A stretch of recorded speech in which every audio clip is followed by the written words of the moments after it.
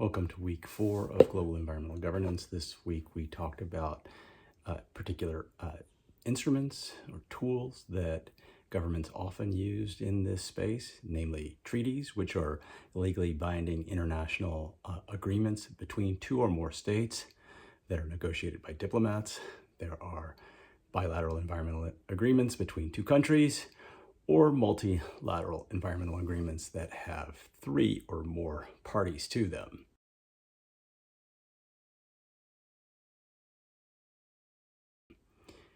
We started our discussion by talking about the stages of agreements, which may start with some agenda setting, informal negotiations, maybe track 2 dialogues or bilateral discussions.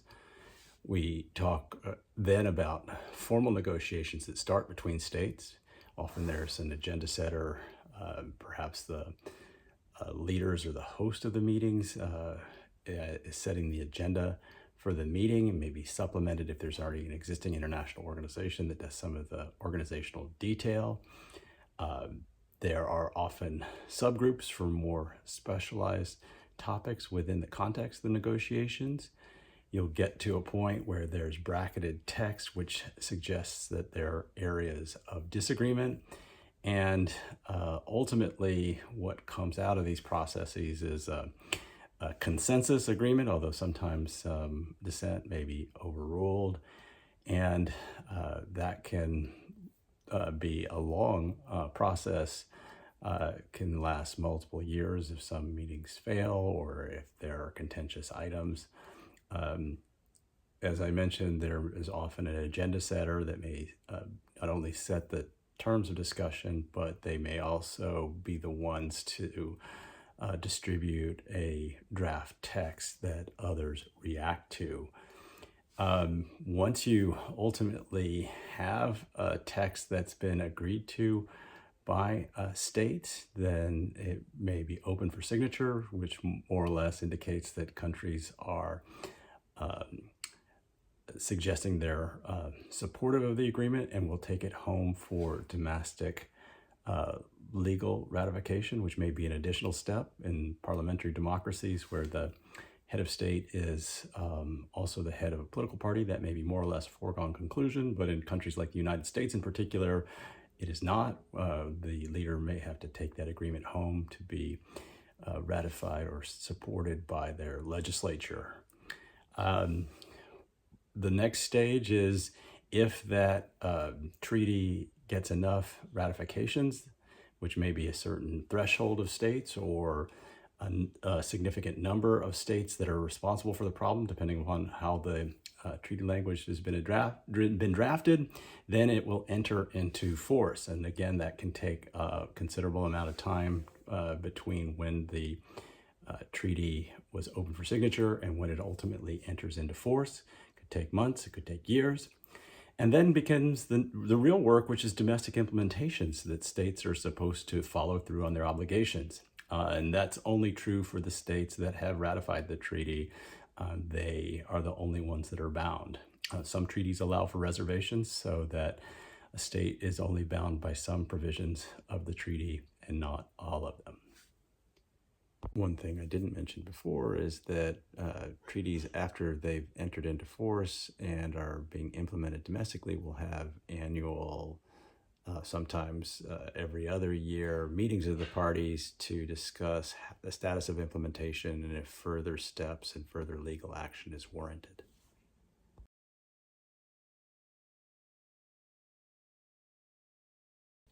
Another idea we discussed was the notion of treaty lineages. Many treaties have a framework convention, which is a general treaty that suggests all states agree that there's a particular problem, and then it may be followed on with subsequent protocols or amendments which follow the same subject matter but add additional requirements that are more specific in nature, such as the Vienna Convention related to addressing the ozone hole that then had a series of amendments: London, Montreal, Beijing, ultimately Kigali, among others. And so they're all in the same family, if you will.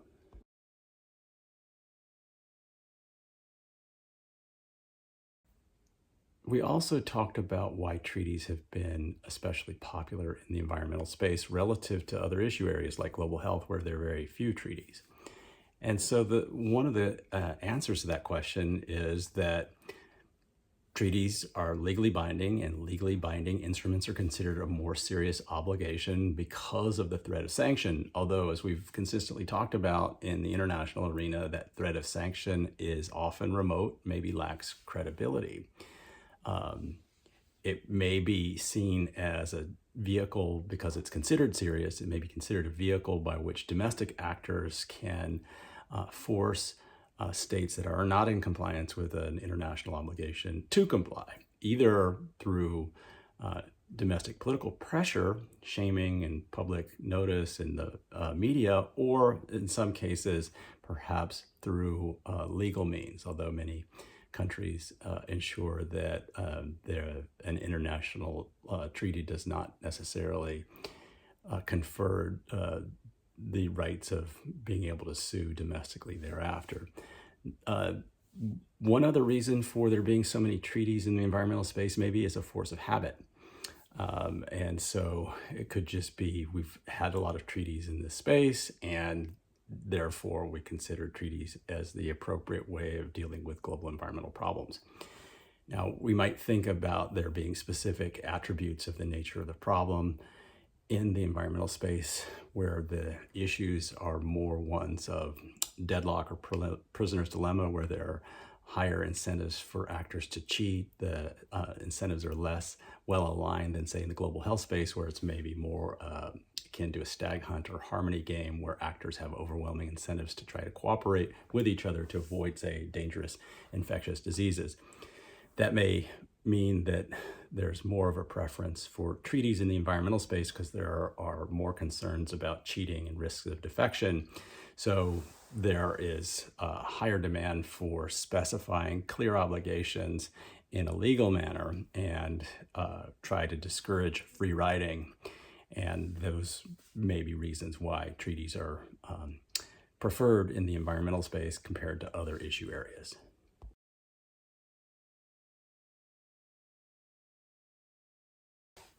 Treaties, however, are not easy to negotiate. They have a number of difficulties, not least of which is the challenge of getting large numbers of actors to agree, which is something we talked about previously, which lends itself to sort of lowest common denominator dynamics, in which the most you can get a set of countries to agree to is that this is a very important problem. That's why you get a number of framework conventions that may not go that much further.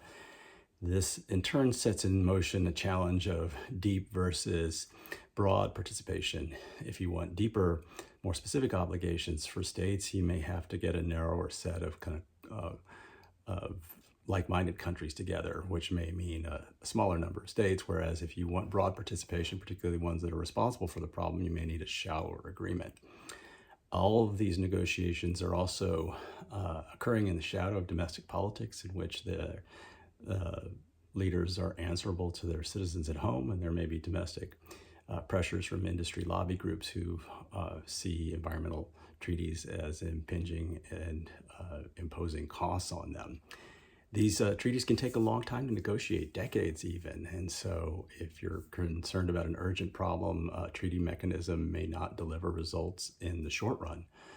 You may not get the right countries. As I said, only countries that ratify treaties are bound by that instrument. So if you have a really important country that isn't part of a treaty, that can undermine its effectiveness. There are long-standing north-south tensions between countries that have achieved high levels of development and maybe prioritize environmental protection or certain environmental considerations, and there may be countries in the global south for which economic development is a priority, and they may have expectations of resource transfer, technology transfer, or other kinds of support, particularly if they don't see themselves as being responsible for the problem.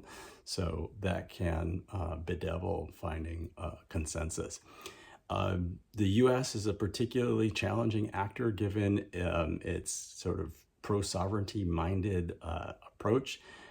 There are, as I said in previous lectures, a fat tail of a large number of sitting senators at any one time who are opposed to international treaty arrangements, and the U.S. has a particularly high bar of 60 senators needing to provide their advice and consent for controversial treaties.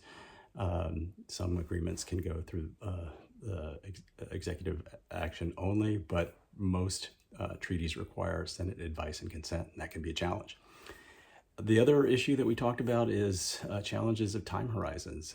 Political leaders are in office in democratic societies for a limited number of years, and they may be focused on short-run gain, whereas many of the environmental issues may bleed over into the tenure of their successors or even subsequent generations, and may be hard to align actors to think about the long run. Some treaties may be informed by science, but others may be more informed by political considerations that are somewhat divorced from the scientific urgency of what the evidence suggests is necessary to deal with the problem. Finally, there are power differentials in the international system, so some powerful states can have more influence shaping the outcome of these treaty arrangements for good or for ill, and that can derail efforts or undermine or shape approaches that then may not prove tenable thereafter and may not be successful. One addendum to this list is the notion that environment ministries are often the ones negotiating these treaty arrangements and may not be able to speak for heads of state or finance ministries. We have had in recent years more participation by other agencies at environmental negotiations, including heads of state, but these negotiations may be happening outside the realm of more powerful agency discussions or other actors inside governments. And so environment ministries may not be able to credibly commit their societies to do what they intend to do in these discussions.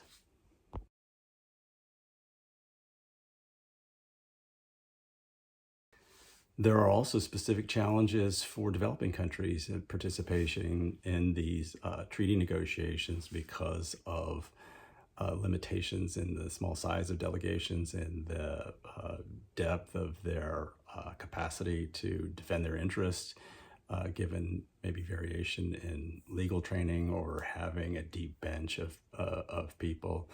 And there could just be the sheer number of events that are happening in complex international negotiations, which may be difficult for a single country to cover if they have a small number of people going to negotiations. The cost of travel to send people can be onerous. And so there are some remedies to this problem, including travel support from international organizations, capacity building support. There can be also secondment of NGO staff to work as part of developing country delegations. Developing countries may have group interests and form blocks to negotiate as a collective, and this also helps reduce the sort of number of players in the negotiations as countries negotiate in blocks. But if, say, low-lying island countries negotiate as a bloc, then they may have personnel sent to represent the group in different meetings to help provide coverage. And other things from the negotiations can provide for simultaneous translation or some multilingual documents, although still the language in many of the negotiations for the printed material is in English.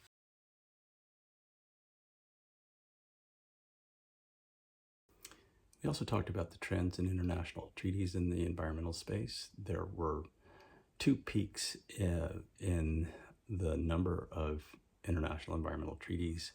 First in the 1970s, when UNEP was created after the first Stockholm meeting that put the environmental issues on the agenda. Then again in the early 1990s, when there was the Earth Summit in Rio. And since then, there has been a significant decline in the number of international treaties, as we discussed in the graphic from Ronald Mitchell's paper. More than 79% of international environmental agreements are bilateral or trilateral, according to Mitchell's paper. And there's been a change in the subject matter over time. There was more pollution-oriented multilateral environmental agreements over time, and lower proportion dealt with species and fisheries. And on the bilateral environmental agreements, there's been increasing emphasis on energy. In terms of membership, there have been more countries that have emerged on the international stage in the wake of decolonization after World War II, but most international environmental agreements are small. A slightly different number suggests that 80% are bilateral environmental agreements, and that 90% of multilateral environmental agreements have 10 or fewer members, and only 30 had more than 100 members. And that was at the time of the writing of this particular article. In terms of membership, European countries are the biggest joiners to global environmental agreements.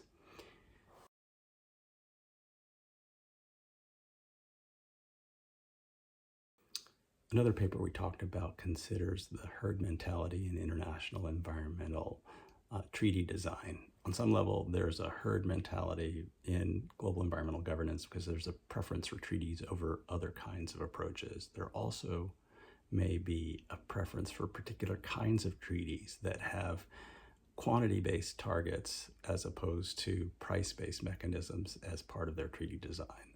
Quantity-based targets would, say, reduce emissions by a certain amount by a certain year, whereas a price-based mechanism would impose, say, a tax or a cost on emissions reduction. And you might want to use a quantity target if you're worried about there being potentially catastrophic outcomes if a specific level of environmental protection hasn't been met.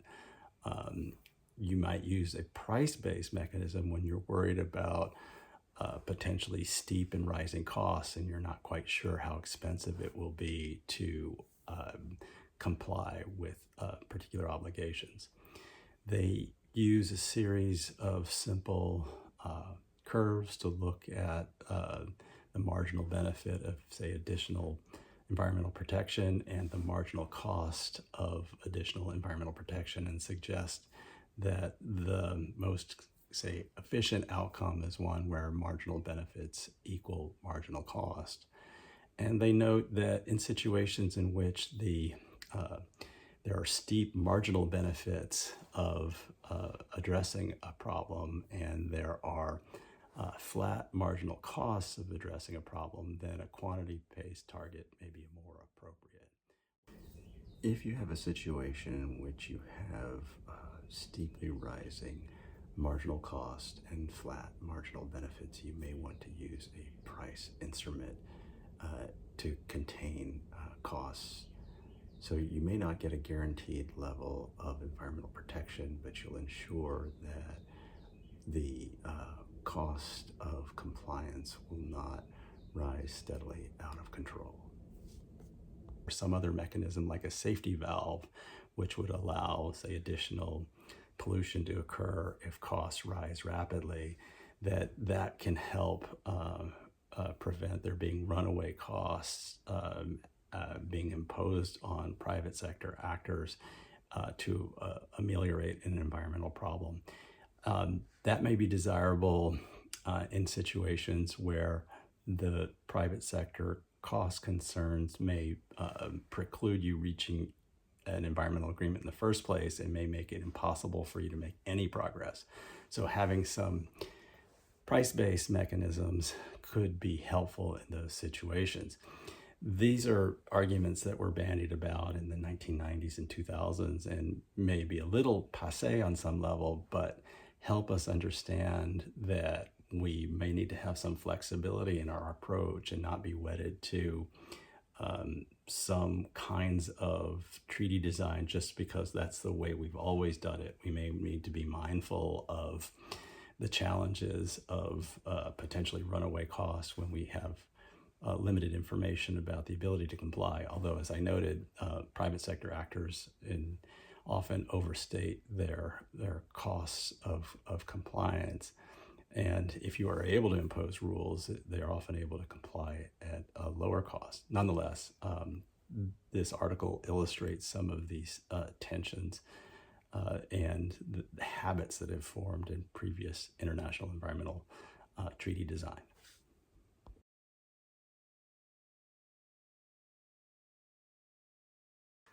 The last paper we looked at is whether or not international environmental agreements can incentivize changes in domestic legal rules and under what circumstances for which countries. And the Brandi et al. Paper shows that this is particularly true for developing countries, that they sign environmental treaties or preferential trade agreements with environmental provisions to conform to those agreements. And they often do so in advance of them entering into force because they're worried about what happens if they don't end up complying with those treaty arrangements, and then there could be costs imposed upon them. That's particularly true in areas like clean air, where there are likely to be strong local benefits. And so the actors are sort of doubly incentivized. They have a strong stake in the environmental performance of the agreement for their own reasons, but they're also worried about the international ramifications if they don't end up complying.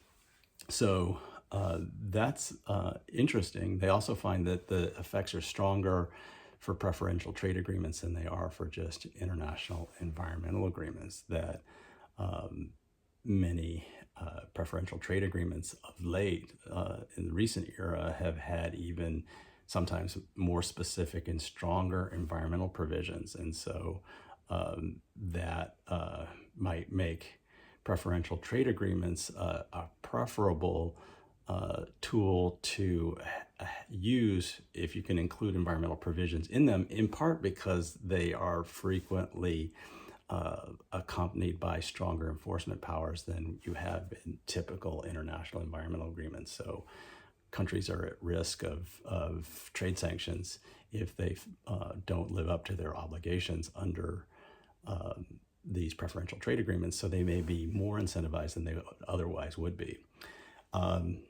This paper also looked at the past pattern of international environmental agreements and noted that historically from 1815 to 2016, most treaties in this space, and this goes well beyond preferential trade agreements, most international environmental treaties, many of them, like half of them, were related to fisheries, and then a smaller number for agriculture, freshwater, pollution, biodiversity, energy, ecosystems, and so on. In the contemporary era, say 1990 to 2013, there are many more that are related to pollution, ecosystems, biodiversity, and so there's a movement away from fisheries, and that kind of mirrors, and it's probably the same data that Mitchell used in his paper.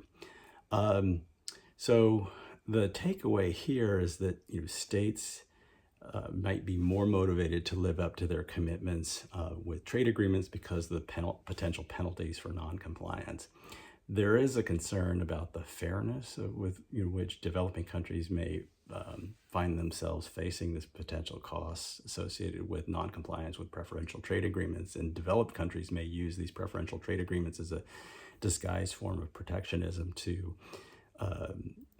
protect their own industries and not impose those costs on themselves. Although if they already have well-developed environmental rules at home, then this is basically internationalizing standards for other countries, though developing countries may need some capacity building and support to be able to comply, and that might make the imposition of these potential costs a little fairer as well.